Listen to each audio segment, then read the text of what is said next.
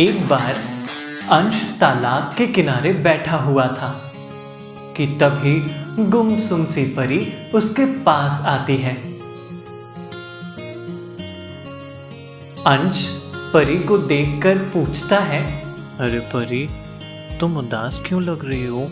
मैं मम्मी से गुस्सा हूँ। क्यों? मम्मी ने मुझे डांटा। अरे भला क्यों? मैं बिस्किट खा रही थी, शेरू ने मेरे प्लेट से बिस्किट खा लिया, तो मैंने उसे स्टिक से मारा और भगा दिया। इसलिए मम्मी ने मुझे डांटा और कहा कि शेरू भी हमारी फैमिली का हिस्सा है, वो हमारा कितना ध्यान रखता है। अंश भैया, आप बताओ, वो क्या हेल्प करता है हमारी? पूरे दिन घर में लेटा रहता है और खाता रहता है, और वो हम जैसा भी नहीं है। वो क्या हेल्प करेगा हमारी? अच्छा चलो, मैं अपनी छोटी बहन को एक कहानी सुनाता हूँ। ये ठीक है अंश भैया। एक जंगल में दो दोस्त रहते थे। दोनों की दोस्ती बहुत गहरी थी। दोनों एक दूसरे से दिन भर बात किया करते। वहीं उन दोनों पेड़ों के नीचे शेर का परिवार भी रहता था। शेर और उसके परिवार का वहां रहना एक पेड़ को बिल्कुल पसंद नहीं था। वो चाहता था कि शेर का परिवार वहां से चला जाए, क्योंकि शेर और उसका परिवार जोर जोर से दहाड़ते हैं और उनसे बदबू भी आती है। भाई पीपल, ये शेर और इसका परिवार यहाँ बहुत शोर करता है और इसके रहने से बहुत गंदगी भी होती है।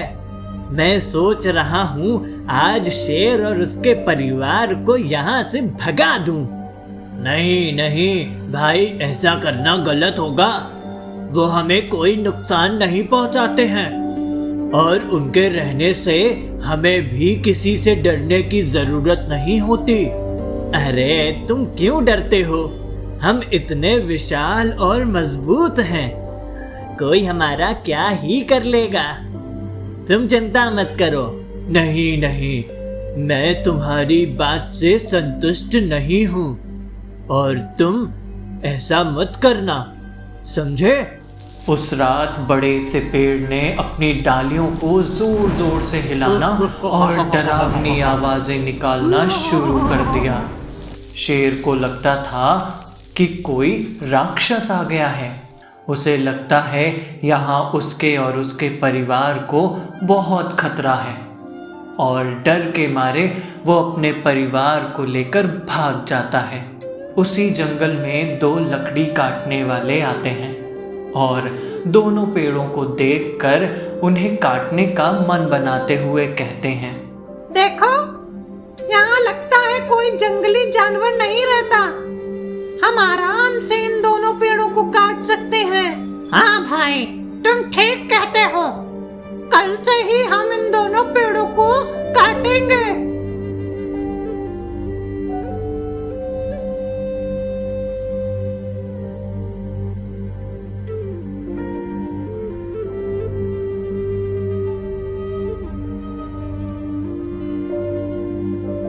फिर दोनों लकड़ी काटने वाले दोनों बड़े पेड़ों को काटने लगते हैं।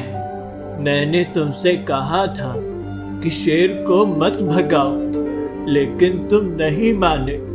देखो अब क्या हो रहा है। जितनी जरूरत उन्हें है हमारी, उतनी ही हमें भी जानवरों की है।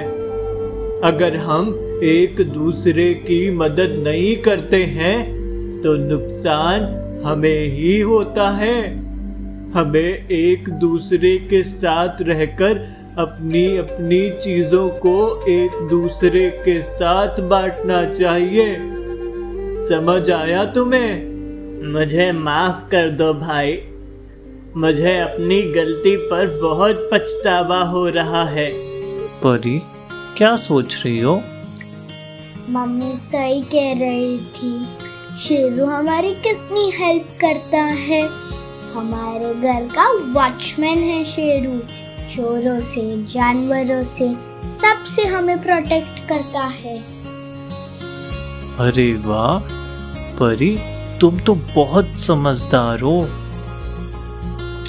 आप सही कहते हो अंश भैया, बुक से भी बहुत कुछ सीखने को मिलता है। आपकी बुक भी बहुत समझदार है।